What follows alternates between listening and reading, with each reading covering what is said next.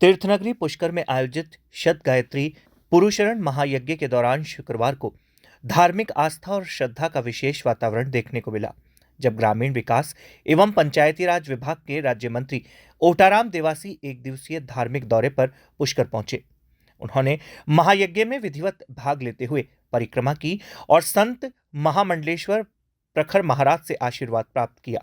इस अवसर पर बड़ी संख्या में उपस्थित श्रद्धालुओं को संबोधित करते हुए देवासी ने कहा कि ऐसे धार्मिक अनुष्ठान केवल पूजा पाठ तक सीमित नहीं होते, बल्कि समाज में सकारात्मक ऊर्जा, शांति और आपसी भाईचारे को मजबूत करने का माध्यम भी बनते हैं।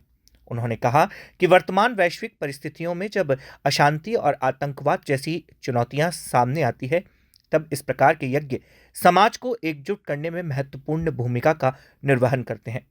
राज्य मंत्री देवासी ने भारतीय संस्कृति की गौरवशाली परंपराओं का उल्लेख करते हुए कहा कि प्राचीन समय में ऋषि मुनि यज्ञ और तप के माध्यम से न केवल आध्यात्मिक साधना करते थे, बल्कि पर्यावरण शुद्धि और प्राकृतिक संतुलन बनाए रखने में भी योगदान देते थे। देवासी ने अपने संबोधन में कहा कि वर्ष 2014 के बाद देश में धार्मिक आस्था और सांस्कृतिक चेतना में उल्लेखनीय वृद्धि हुई है। उन्होंने भगवान राम, भगवान श्री कृष्ण के आदर्शों को अपनाने का आह्वान करते हुए कहा कि उनके जीवन मूल्यों से प्रेरणा लेकर समाज को सही दिशा में आगे बढ़ाया जा सकता है। आप सबको पता है, पहले जितने भी सरकार थी उसने किस तरह से इस पूरे राजस्थान का भट्टा बिठाया और चुनावों के अंदर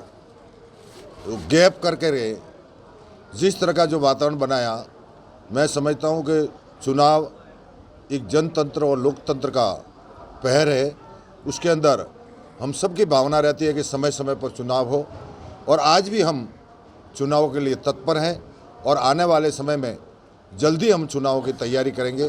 ताकि आने वाले समय में जो ओबीसी कमीशन की रिपोर्ट है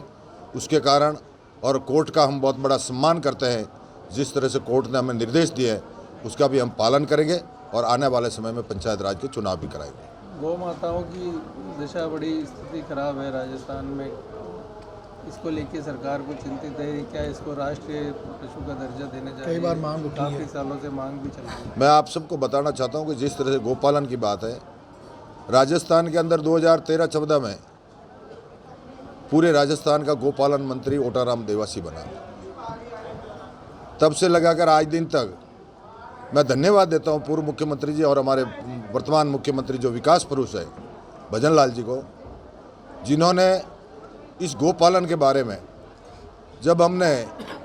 स्टाम्प पर सेस लगाया था, आबकारी पर सेस लगाया था, तब उस समय वो अलग था। 2014 के बाद में 2015, 16, 17 तक हमने सालाना 1200 करोड़ रुपए स्टाम्प ड्यूटी और आबकारी के हिसाब से हमने प्राप्त किए, और गायों को हम आज भी हर साल, पहले 2-3 महीनों का देते थे, 6 महीनों का किया है, अभी हमने 9 महीने का किया है, और आने वाले समय में जल्दी हमारी भावना रहेगी कि गाय के लिए